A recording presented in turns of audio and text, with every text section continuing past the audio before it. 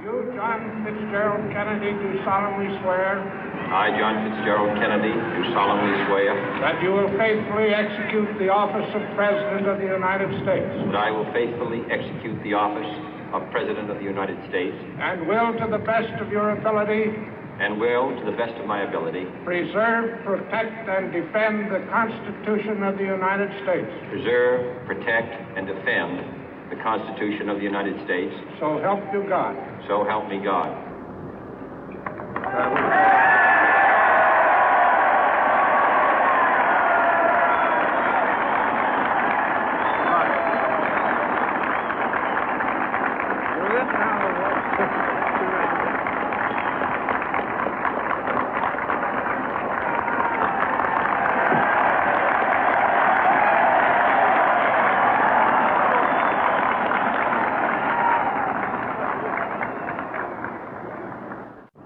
Vice President Johnson, Mr. Speaker, Mr. Chief Justice, President Eisenhower, Vice President Nixon, President Truman, Reverend clergy, fellow citizens. We observe today not a victory of party, but a celebration of freedom, symbolizing an end as well as a beginning, signifying renewal as well as change. For I have sworn before you and Almighty God the same solemn oath our forebears prescribed nearly a century and 3/4 ago. The world is very different now, for man holds in his mortal hands the power to abolish all forms of human poverty and all forms of human life.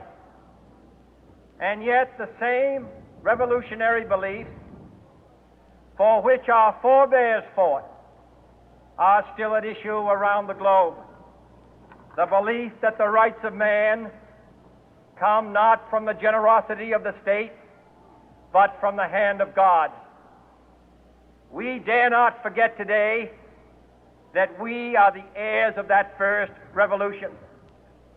Let the word go forth from this time and place to friend and foe alike that the torch has been passed to a new generation of Americans born in this century, tempered by war, disciplined by a hard and bitter peace, proud of our ancient heritage, and unwilling to witness or permit the slow undoing of those human rights to which this nation has always been committed and to which we are committed today at home and around the world.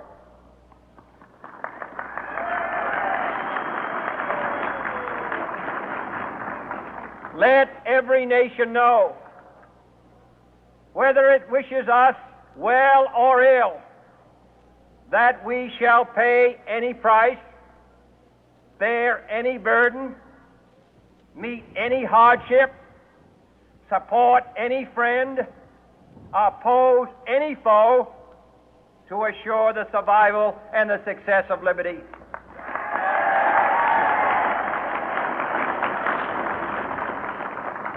This much we pledge and more. To those old allies whose cultural and spiritual origins we share, we pledge the loyalty of faithful friends. United, there is little we cannot do in a host of cooperative ventures. Divided, there is little we can do, for we dare not meet a powerful challenge at odds and split asunder. To those new states whom we welcome to the ranks of the free, we pledge our word that one form of colonial control shall not have passed away, merely to be replaced by a far more iron tyranny. We shall not always expect to find them supporting our view, but we shall always hope to find them strongly supporting their own freedom, and to remember that in the past, those who foolishly sought power by riding the back of the tiger ended up inside.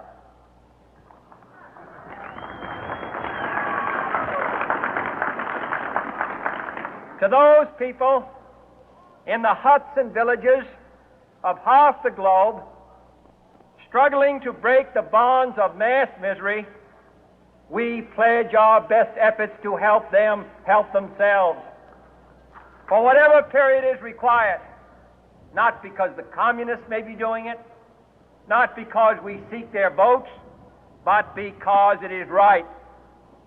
If a free society cannot help the many who are poor, it cannot save the few who are rich.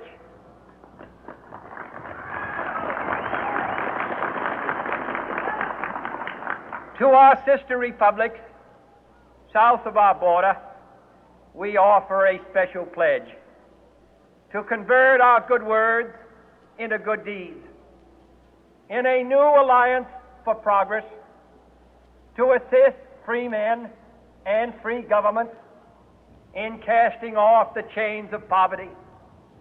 But this peaceful revolution of hope cannot become the prey of hostile powers. Let all our neighbors know that we shall join with them to oppose aggression or subversion anywhere in the Americas.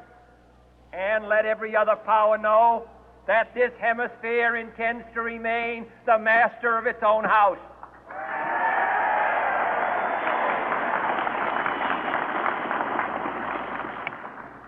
To that World Assembly of Sovereign States, the United Nations, our last best hope, in an age where the instruments of war have far outpaced the instruments of peace, we renew our pledge of support to prevent it from becoming merely a forum for invective, to strengthen its shield of the new and the weak, and to enlarge the area in which its writ may run. Finally, to those nations who would make themselves our adversary, we offer not a pledge, but a request that both sides begin anew the quest for peace. Before the dark powers of destruction, unleashed by science, engulf all humanity in planned or accidental self-destruction, we dare not tempt them with weakness, for only when our arms are sufficient beyond doubt can we be